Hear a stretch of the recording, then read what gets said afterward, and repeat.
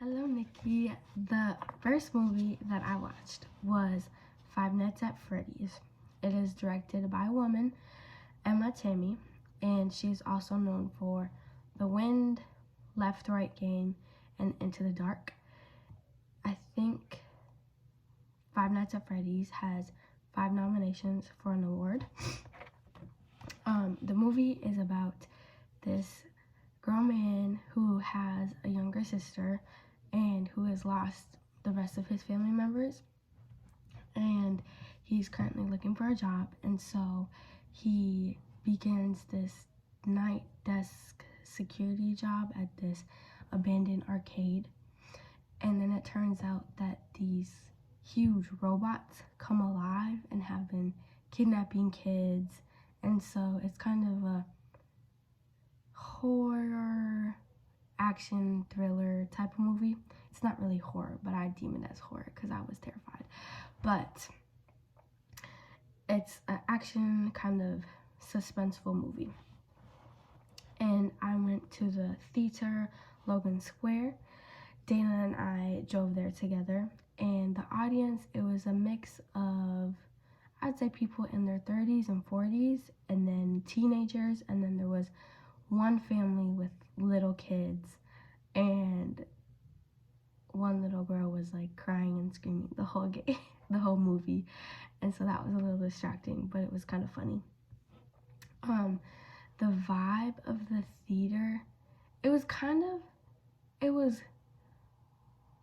the movie theater itself was like super long and narrow, which I had never been to a movie theater before like that. And then the whole way down, like to the screen in the front, it was like a downslope, but there was only probably like 5 chairs on each side, which I thought was kind of interesting.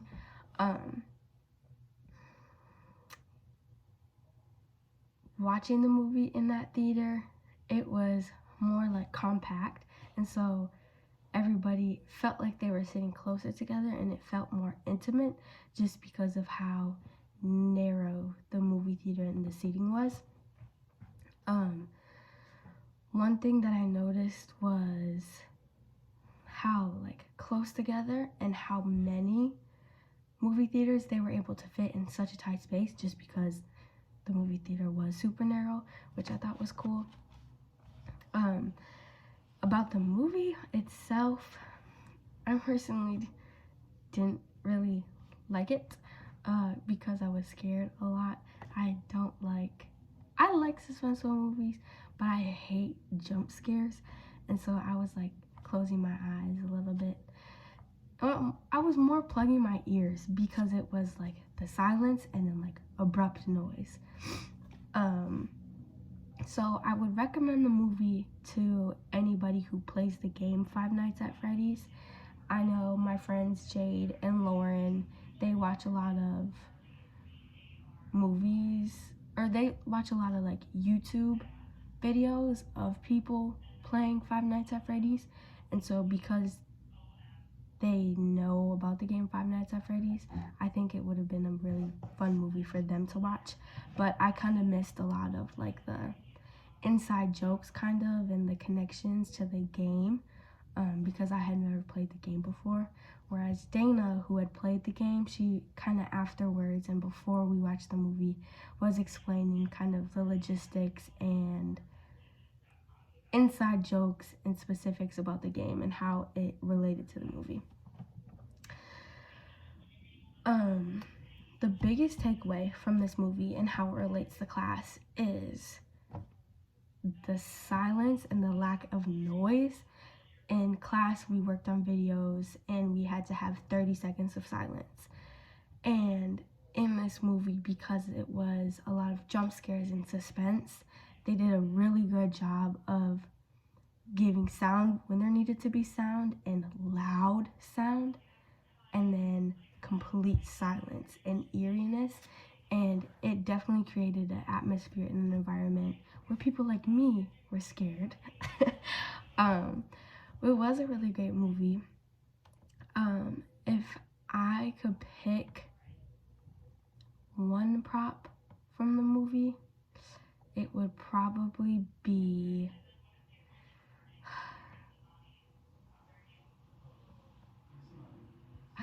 it's a hard question. I think it would probably have to be the arcade was like a 90s, early 80s arcade, and so they had a lot of cool games. So I feel like it would be cool to have one of the arcade games in my home, or like in my garage. Not that I have a garage or a home, but like in the future. Because they were all functioning and all working. So, lesson from class is the lack of silence and the abundance of silence, and how that really creates a eerie environment for the movie. And then my one prop would be one of the arcade games from the arcade.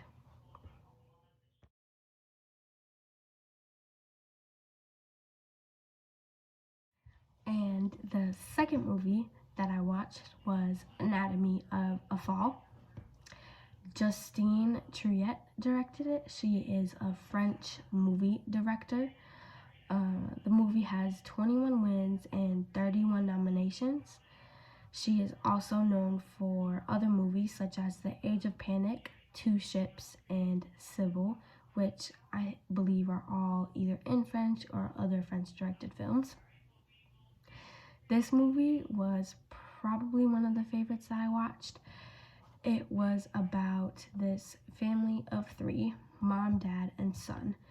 And the mom and dad are kind of bumping heads, clashing heads, and then within the first like 5-10 minutes of the film, the dad dies. He falls out from the windowsill of the house on the top floor, and the whole movie is about them trying to figure, the court and police trying to figure out if the husband committed suicide or if he was pushed by the mom, the son, the dog.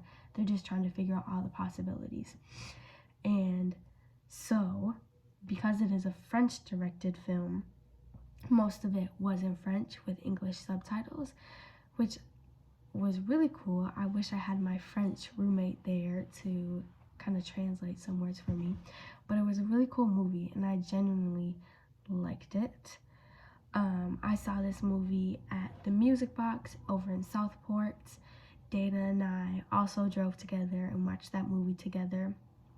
The audience for this movie, Dana and I were definitely the youngest people there. It was probably a lot of people in their 30s, 40s, 50s, 60s.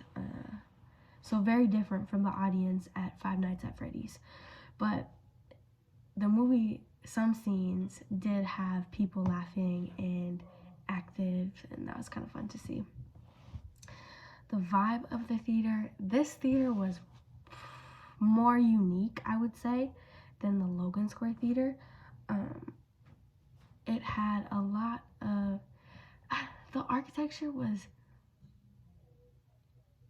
old. There was like vines and roots and like huge ceilings when you first walk in, very like dark kind of maroon red hues. It was really cool. The carpet was, I feel like carpets in movie theaters always are like cool patterns with like red or dark. They also had like a little restaurant, little like stand-up comedy theater place to the left when you first walk in, and so there was people giving like presentations of like a comedy night. So when we first walk in, we heard like people laughing, people like clanking glasses, which is like really cool, I thought.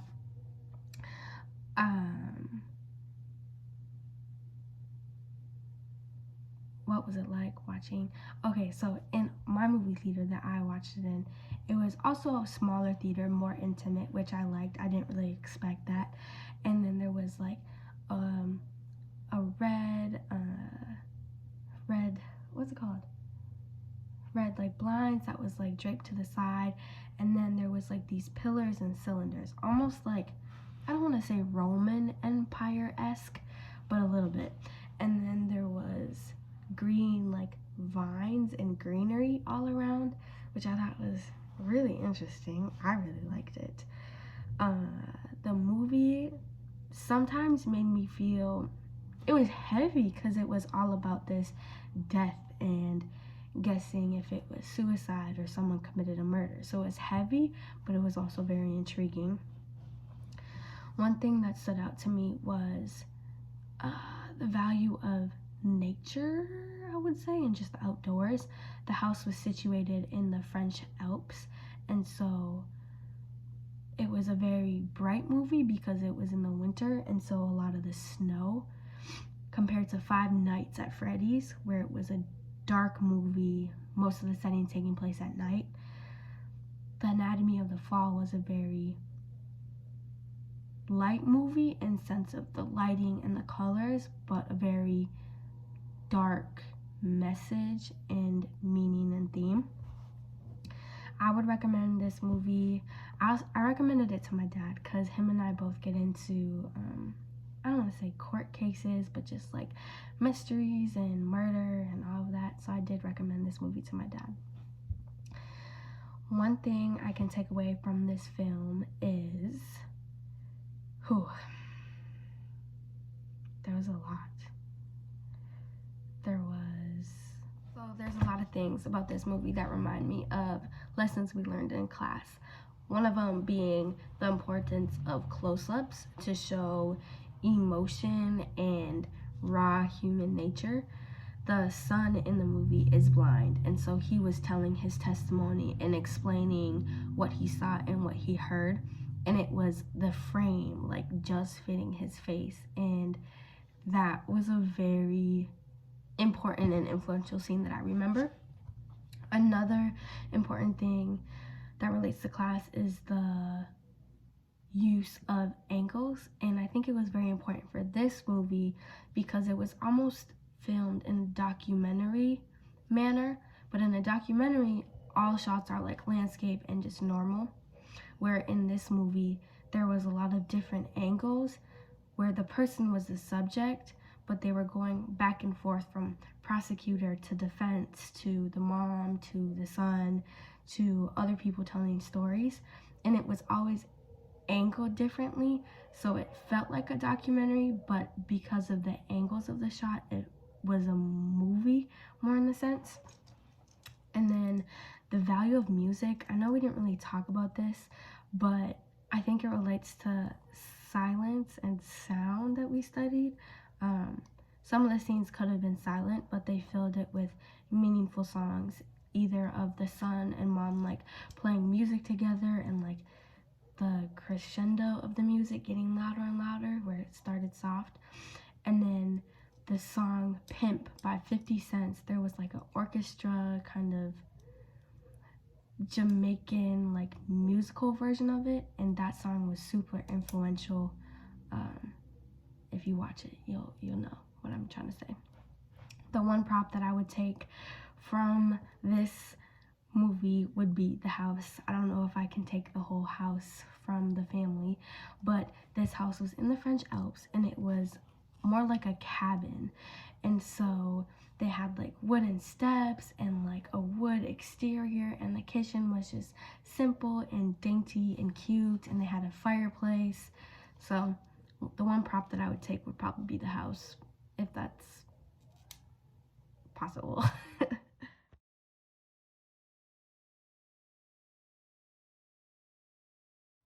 The last movie that I watched was titled Wonder.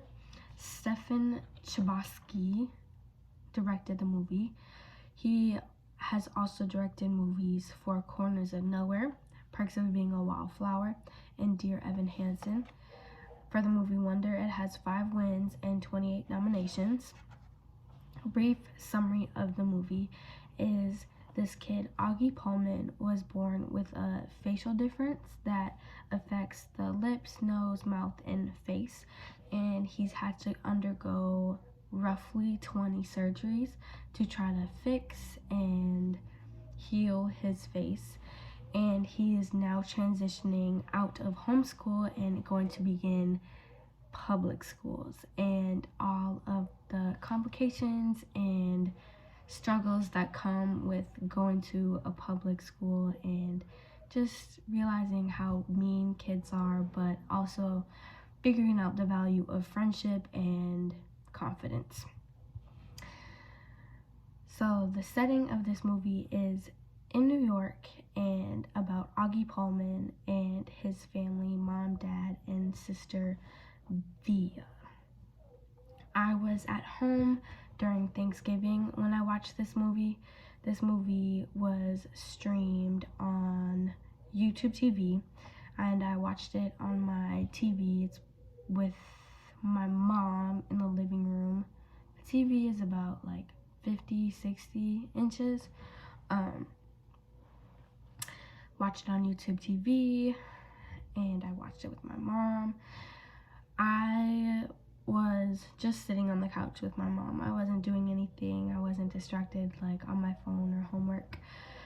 The movie for me is very nostalgic because as a family when we were younger, we read the book Wonder with my brothers and mom and dad. It was our family book. And so when the movie came out, we went to the movie theaters to watch it as a family. And since then, it's kind of been our family movie. So this was probably my third or fourth time watching it.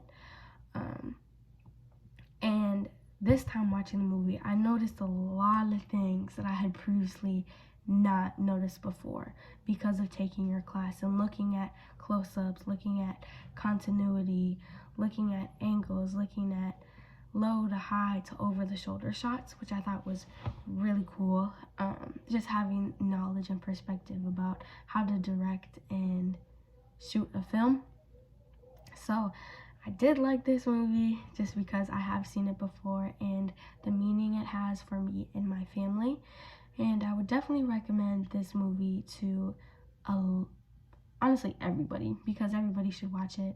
It's all about just treating people with kindness and respect no matter who they are, their background, what they look like. And I feel like everybody could use that message and learn from Augie Pullman and his family.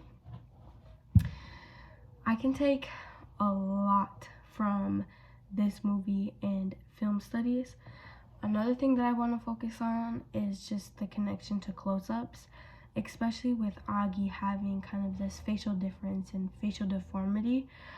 Close-ups on him were the most impactful and the most noticeable. I think the director did that on purpose just to make you comfortable with his face, as bad as that might sound. I feel like some people tend to shy away with facial deformities or differences in one's body, and so as the viewer, you were kind of forced to look Augie straight in the face when it was just a close-up of him. So that was really important. Another thing that I noticed was the overhead shots. There was a lot of overhead shots, specifically of like Augie sitting down in the classroom, and then the bell rings and like everybody else kind of floods the classroom and fills the seats. And then another overhead shot was of Augie sitting in the lunchroom at the table, and then again it being flooded with students. So it was an overhead shot of just him sitting there, but then the stampede of students that came around him. And those were two shots I was like, oh, that's an overhead shot. And like before, I don't think I would have, yes, I would have registered, but kind of the importance and like, again, singling Augie out. As the viewer who took film studies, I noticed it, and I thought that that was impactful. The last thing is the importance of details, and continuity. In one of the films that we made in class, we missed a couple details and we had to focus on the continuity. And there was one scene in the movie that I don't think I noticed ever before, but Augie was in science class and it was just him at the table, and then it switches back to the teacher and then switches back to Augie. And in the second scene, when it switches back to Augie after the teacher, there was a girl sitting right next to him, that wasn't there in the initial shot. And so I had to rewind it, and as the viewer I was like confused a little bit because I was like, wait, where did this girl come from? So in the end, I feel like continuity, details, organization, and small pieces of the story matter because they make it easier for the viewer to just focus on the message, focus on the thing without having to be distracted by mistakes. And then if I could take one prop from the movie, again, it would be the house, but this house is completely different because it was a brownstone, I guess it was an apartment. So it was a brownstone apartment in New York with like a cool like steps leading up to the house, and then inside the house it was like dark, rich, like wood colors, and the rooms were super cute. And the kitchen, I think I like the kitchen probably the most, with the huge like island and seats around it and the kitchen. So it would be the house. I don't know if I can keep saying the house. It's not really a prop. It is a prop, but I don't know if you're looking for a little prop.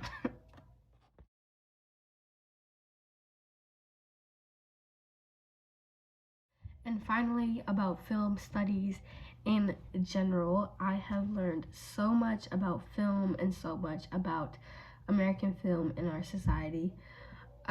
Going back to one of the first movies we watched, Joan of Arc, that also relates to the movie Wonder because we looked at how important close-ups are and making kind of the viewer feel uncomfortable.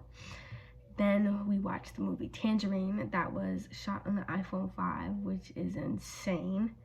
We then watched 12 Angry Men. We learned about the importance of a magic object and how in most movies there is one magic object. That movie also took place in one room, which made me realize the importance of angles and shots and variety and diversity of different shots that you can get, because although it took place in one room, it didn't really feel like it because there was so many different shots and so many different angles. Similar to The Breakfast Club, that was pretty much in one setting, all in the library. They did go out through hallways and whatever, but it was mainly taking place in the library. So just like 12 Angry Men, it was in one setting but didn't feel like it because there was such a wide variety and diversity of overhead, over the shoulder, close-ups, scanning from bottom to top to diagonal. There was just a lot that made it felt like it was not in one spot. And then same with Do the Right Thing. That movie was only about a series of events that happened in one day and on basically one block, but it felt like the characters were going everywhere and it felt like a mini world, even though it was only within like a block radius, and probably less because I doubt the set was actually a block radius. Then we watched the movie Coffee and Cigarettes, which was stationed in different coffee shops, but each coffee shop had its own theme. The movie was in black and white, but there was simple shapes that added so much depth to the movie, like the circle cups, but the checkerboard thing, and then the positioning of the bowls or food or silverware or objects, which I thought was really cool. It was such a simple idea, but it made the movie that much more complicated, if that makes sense. And then the last subject and topics that we covered were about gender roles and sexuality. So we have the movie Moonlight of this young boy who we see transitions through kind of 3 periods of his life and the struggles and complexities of being a gay man in this world, a gay black man in this world, which is even harder. And that had such rich and vibrant colors. It was in Miami, and so you have like the darker like hues of like the blues, but then you also have vibrant yellows and pinks and whites and greens and lighter blues because there's shots of the ocean. And then we have Boys Don't Cry, which is also a very dark film, but features a trans woman and just the violence and aggression that she has to go through. Both of those kind of play to the gender roles and sexuality. And just the importance of kind of representation in the film world. And then the last segment we talked about was women and women in position roles and leadership roles in the film industry. So we watched the documentary, and then, oh, I forgot what it was called. Blanking. But just the importance of, oh, Thelma and Louise. Jeez, Louise. The importance of women in roles and just kind of holding positions where it's just women. So all in all, this was a great class. I learned so much, and my movie taste and expansion has definitely diversified, which I liked. The only thing I would change is I feel like it's a lot of information to fit into just a small video. And so to answer all the questions, I feel like I definitely might have gone over the time. I don't think I would change any movies that we watched though, or no assignments, honestly. I loved everything. Most if all of the movies that we watched in class were movies I had never seen, and so I enjoyed all of the movies, and I definitely enjoyed your class. So thank you, Nikki, for yet again another great class, and hopefully I can take another one of your classes in the future, but I did the trifecta, so thank you.